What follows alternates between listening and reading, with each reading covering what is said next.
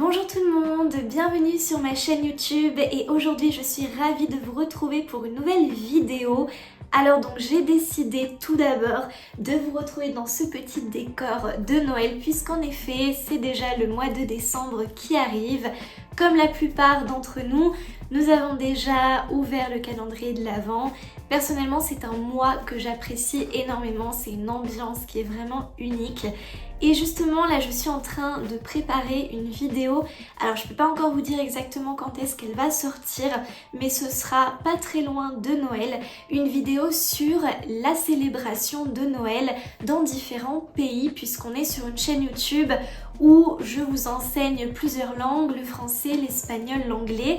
Et donc, je vais surtout vous comparer un peu ces trois pays, vous faire découvrir en fait des traditions différentes. Et comme on est en pleine période de Noël, j'avais trouvé que ça pouvait être intéressant. Aujourd'hui en revanche, on n'est pas encore au jour de Noël, donc je vous propose une vidéo un petit peu différente. On met un peu de côté les stéréotypes parce qu'on en a déjà beaucoup mangé.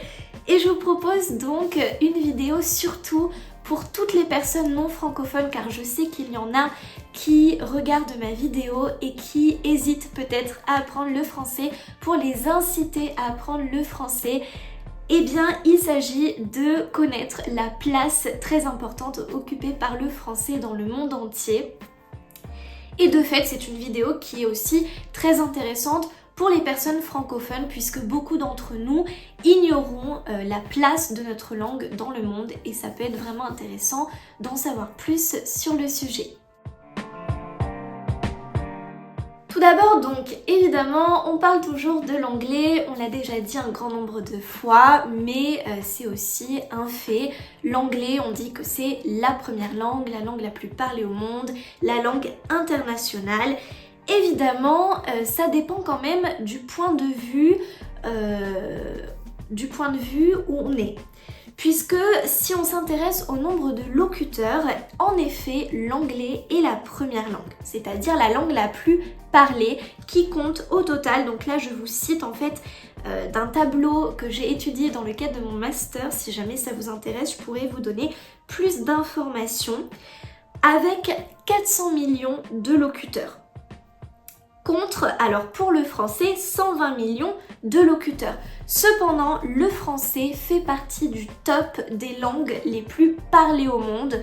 Donc rien que ça, un argument suffisant pour avoir envie d'apprendre le français avec 120 millions de locuteurs. Le français fait partie du top 5 avec devant lui le castillan et le portugais. J'étais très étonnée mais en même temps je devrais pas l'être. Le castillan évidemment entendu comme l'espagnol de l'Espagne et l'espagnol de l'Amérique latine. Si on ajoute le continent entier de l'Amérique latine, on se retrouve avec un grand nombre de pays et surtout de locuteurs, 260 millions. Et ensuite en troisième position, le portugais avec 160 millions du fait du Brésil qui est l'un des pays les plus grands du monde. Donc ça explique aussi pourquoi on a tant de locuteurs. Mais le français est en quatrième position, donc c'est la quatrième langue la plus parlée au monde. Et surtout très important, son statut est mondial. De même que l'anglais, le castillan et le portugais. Ce qui signifie que vous allez pouvoir en fait parler le français dans le monde entier. De fait, le français est parlé sur tous les continents. En Amérique du Nord, vous avez le Canada, le Québec. En Europe, vous avez bien entendu la France, vous avez aussi la Suisse, le Luxembourg, la Belgique, vous avez aussi d'autres pays. En Amérique du Sud, alors en Amérique du Sud, on n'en a pas autant, mais je pense par exemple à la Guyane française, et sans compter évidemment toutes les îles qui sont un peu réparties dans le monde entier, et qui évidemment ont pour origine la colonisation française qui fait et qui explique pourquoi est-ce qu'on a autant de territoires francophones aujourd'hui. Si ça vous intéresse, le sujet de l'espace francophone, je pourrais y dédier une vidéo entière parce que c'est un sujet aussi très intéressant.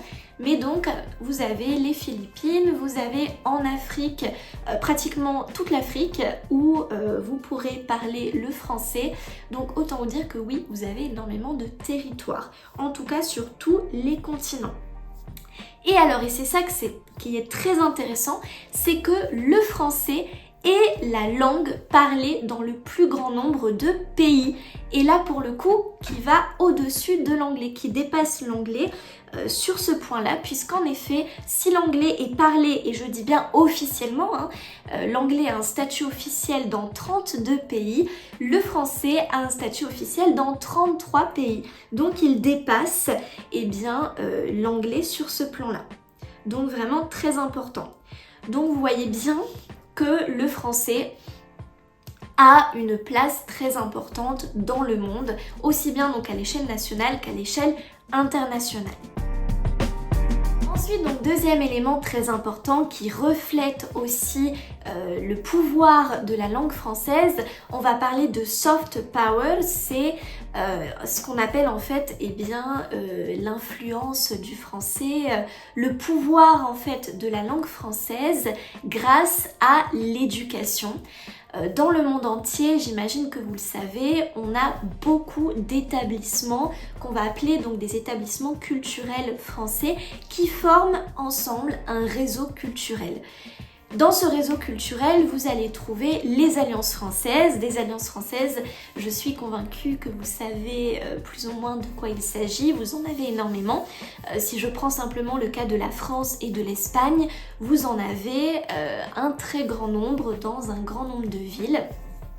Les alliances françaises qui sont les plus anciennes, qui ont été créées en 1883, donc vous imaginez près de plus d'un siècle d'histoire, et vous en avez pratiquement dans tous les pays du monde entier. Vous avez les alliances françaises, donc qui sont des établissements privés, et vous avez aussi les instituts français qui sont des établissements publics, c'est-à-dire financés et dirigés par l'État français et donc sous la tutelle du ministre de l'Éducation nationale. Et là, vous en allez avoir beaucoup moins et surtout en fait dans les capitales des pays.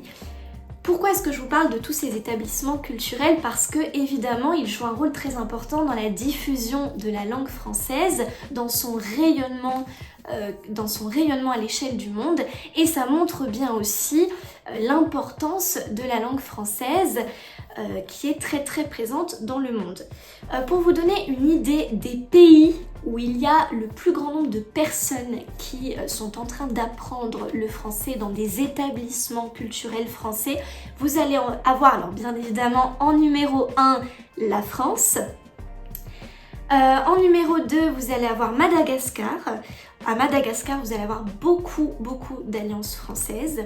En numéro 3, vous avez l'Inde. Et ensuite, alors non pardon, l'Inde, il me semble qu'elle est dans le top 5. Vous allez avoir d'abord les États-Unis. Ensuite, vous allez avoir le Pérou et la Colombie. Et l'Inde fait aussi partie du top. Donc là, c'est vraiment les pays où vous avez le plus grand nombre d'apprenants de la langue française. Et dans le monde en tout, vous avez près de 410 000 personnes qui chaque année apprennent la langue française. Donc ça représente un très grand nombre. Cela signifie donc que le français est à la fois une langue très parlée, mais aussi très apprise dans le monde. Et c'est là où je voulais en venir. Voilà, donc c'était tout pour cette vidéo, j'espère qu'elle vous aura plu. Donc en conclusion, ce qu'on peut en dire, c'est que le français est une langue très parlée et très apprise, une langue qui ne cesse en fait d'avoir du succès et de l'importance dans notre société actuelle.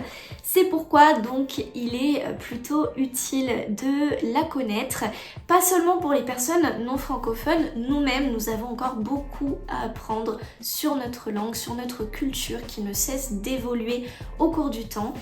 Si ce genre de vidéo vous intéresse, il y aurait vraiment beaucoup de choses à dire. Bon, j'ai pas trop envie de vous faire des cours magistraux parce que je suis pas trop... Mon but c'est pas d'être enseignante dans ce cas de figure, c'est plutôt simplement de vous informer un petit peu plus sur la situation. Mais si ça vous intéresse, je peux vous proposer des contenus assez similaires. En tout cas, donc je vous souhaite vraiment une très belle soirée. Je vous propose donc de vous retrouver très bientôt pour des contenus qui seront un peu plus de type fête de fin d'année, Noël, donc des contenus un peu plus différents et qui pourront vous intéresser. Ciao ciao!